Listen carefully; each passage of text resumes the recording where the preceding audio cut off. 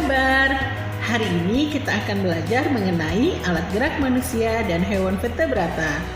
Silahkan disimak ya videonya teman-teman. Selamat mengikuti dan semangat belajar. Materi IPA kelas 5 pada hari ini yang akan kita pelajari adalah alat gerak manusia dan hewan vertebrata.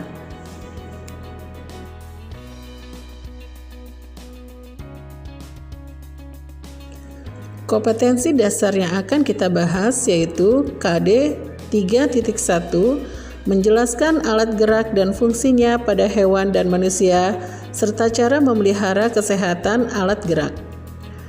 KD 4.1, membuat model sederhana alat gerak manusia atau hewan.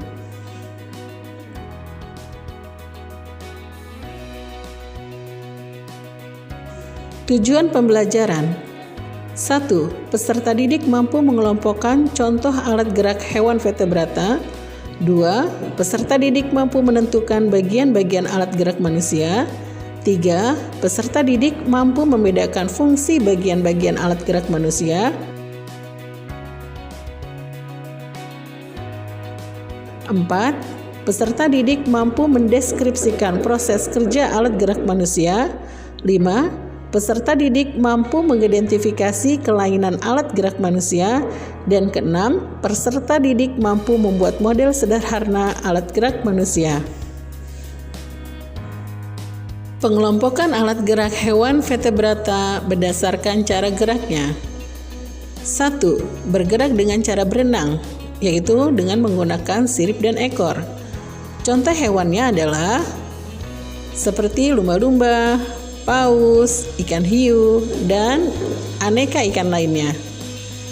2. Bergerak dengan cara terbang, yaitu dengan menggunakan sayap. Contohnya seperti burung, kelelawar, dan lain sebagainya.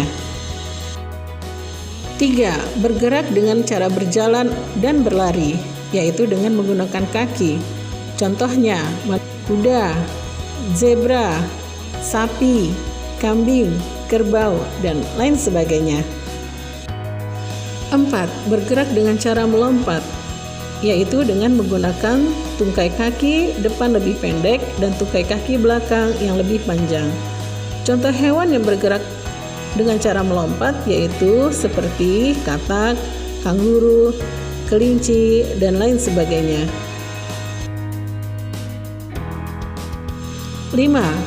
Bergerak dengan cara melata atau merayap, yaitu bergerak dengan menempelkan perut ke tanah, seperti ular, kura-kura, buaya, komodo, kadal, dan lain sebagainya.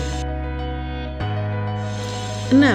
Ada juga hewan yang bergerak dengan cara bergelantungan, yaitu dengan menggunakan kedua tangan dan kakinya, seperti monyet, kera, orang hutan, atau sejenisnya.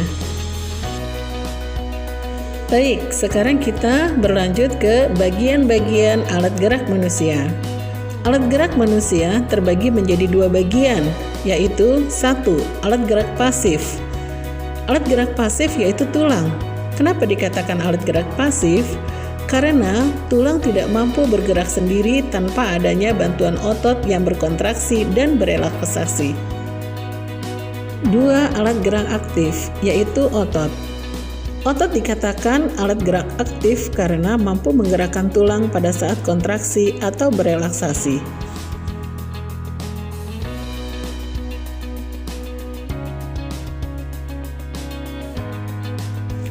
Teman-teman, tahu nggak bahwa rangka manusia itu tersusun dari 206 tulang loh?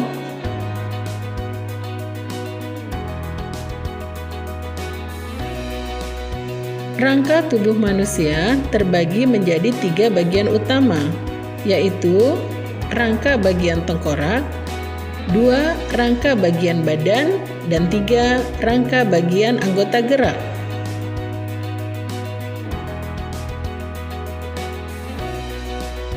Rangka tengkorak terdiri atas tulang dahi, tulang hidung, tulang air mata, tulang rahang atas, tulang rahang bawah, tulang pipi, tulang baji, tulang pelipis, tulang kepala belakang, dan tulang ubun-ubun. 2. Rangka badan. Rangka badan terdiri atas ruas-ruas tulang belakang, tulang rusuk dan tulang dada, serta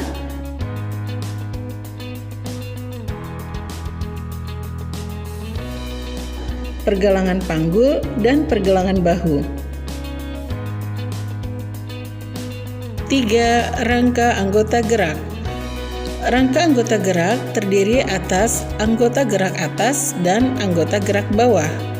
Anggota gerak atas yaitu dimulai dari tulang lengan atas sampai ruas jari-jari tangan. Sedangkan anggota gerak bawah dimulai dari tulang paha sampai ruas-ruas jari kaki. Fungsi rangka manusia: 1. Sebagai alat gerak pasif. 2. Menegakkan dan menguatkan tubuh. 3. Memberi bentuk tubuh. 4. Tempat melekatnya otot. 5. Pelindung organ penting. Contohnya, otak dilindungi oleh tulang tengkorak. Jantung dan paru dilindungi oleh tulang badan dan rusuk. Dan fungsi rangka yang ke-6 adalah tempat pembentukan sel darah.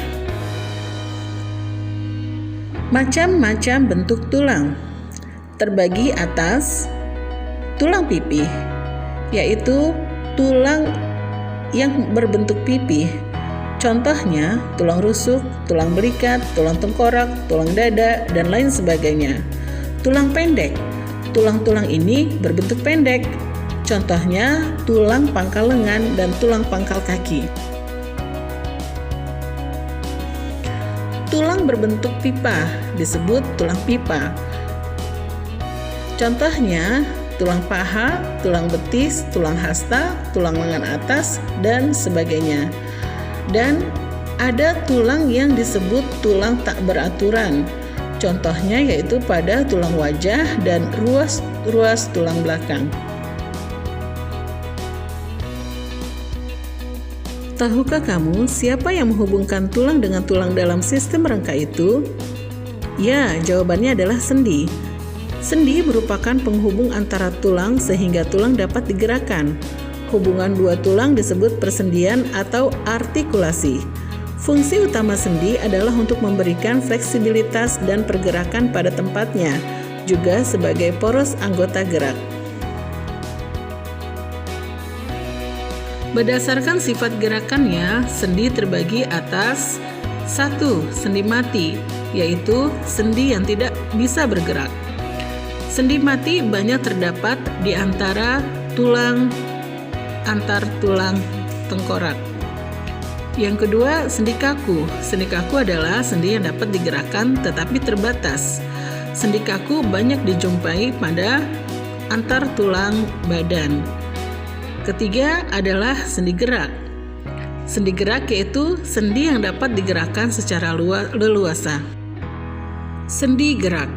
Berdasarkan arah gerakannya, sendi gerak terbagi lagi menjadi 1.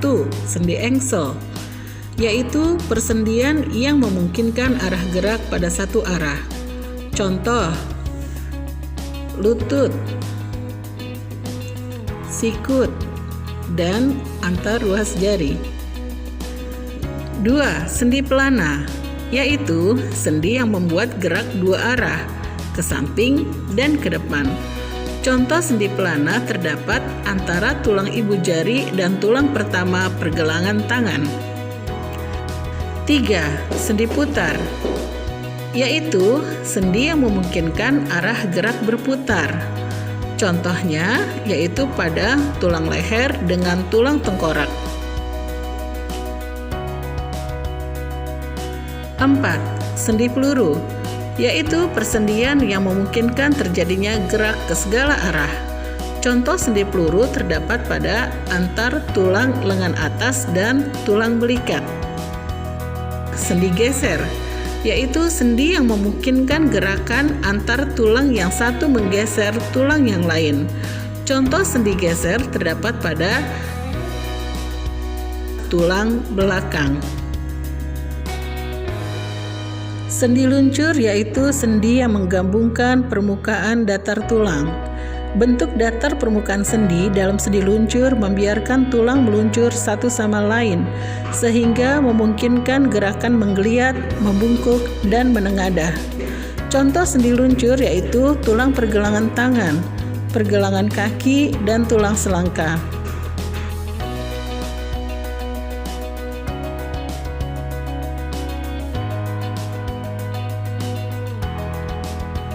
Gangguan dan kelainan pada tulang. 1. Osteoporosis atau pengapuran tulang, yaitu kepadatan tulang berkurang sehingga menjadi keropos. Osteoporosis terjadi ketika pembentukan tulang baru tidak dapat mengimbangi kerusakan pada tulang yang lama, sehingga tulang menjadi lemah dan rapuh atau keropos. Osteoporosis sering terjadi seiring penuaan. Gangguan pada tulang ini juga cenderung lebih banyak terjadi pada wanita yang telah menopause.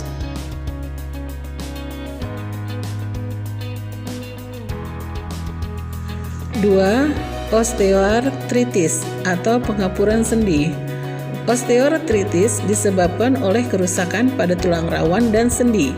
Kerusakan ini berkembang seiring dengan berjalannya waktu. Kondisi ini mulai di saat tulang rawan yang merupakan bantalan pelindung tulang mengalami kerusakan. Kerusakan ini kemudian menyebabkan terjadinya gesekan langsung antar tulang. Gesekan ini lama-kelamaan akan merusak dan menyebabkan peradangan pada sendi. Pertambahan usia adalah salah satu faktor utama terjadinya kondisi ini.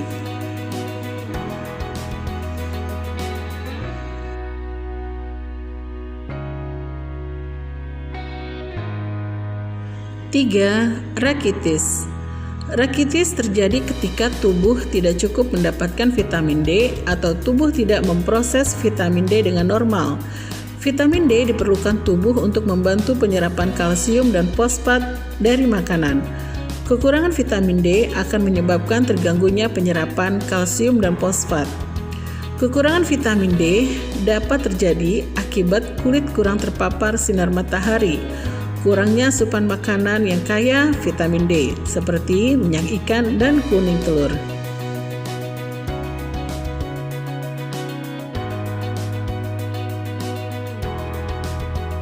4.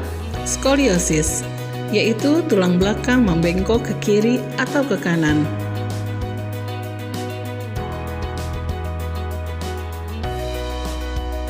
5. Kyphosis, yaitu tulang belakang terlalu membengkok ke belakang atau bungkuk.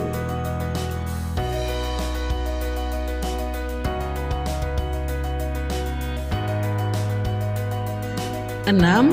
Lordosis, yaitu tulang belakang terlalu membengkok ke depan atau terlihat membusung.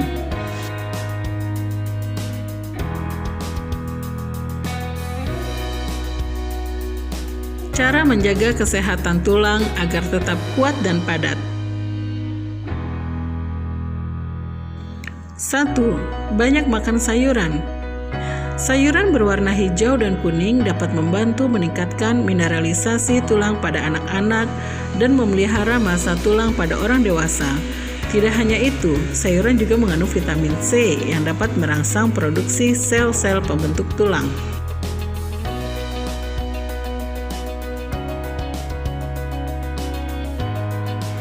2. Latihan kekuatan dan latihan beban. Olahraga jenis ini dapat mendorong pembentukan tulang yang baru dan mencegah pengkeroposan tulang, termasuk pada penderita osteoporosis dan kanker payudara.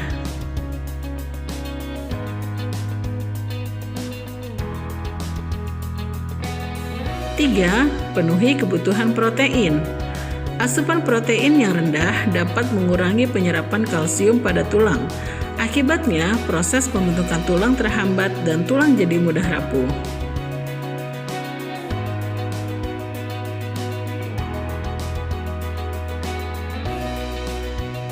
4. Makan makanan tinggi kalsium. Kalsium berfungsi untuk menggantikan sel-sel tulang yang tua dan rusak dengan sel-sel tulang yang baru.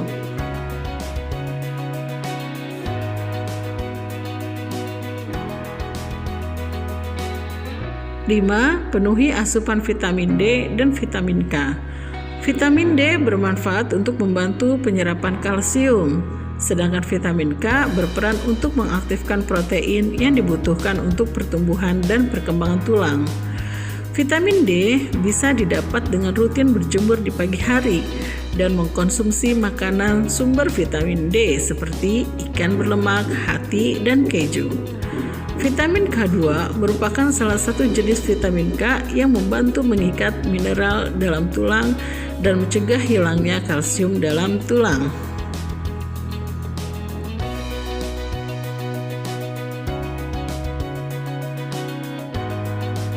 Dan yang terakhir, 6. Jaga berat badan sehat. Berat badan yang rendah merupakan faktor utama penyebab turunnya kepadatan tulang dan pengkeroposan tulang. Biasanya hal ini terjadi pada wanita yang sudah mengalami menopause sebagai efek penurunan hormon estrogen.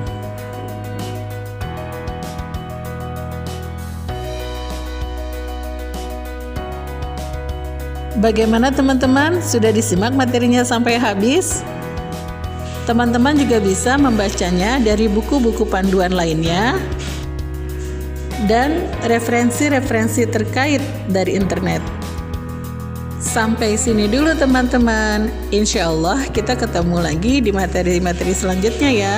Assalamualaikum.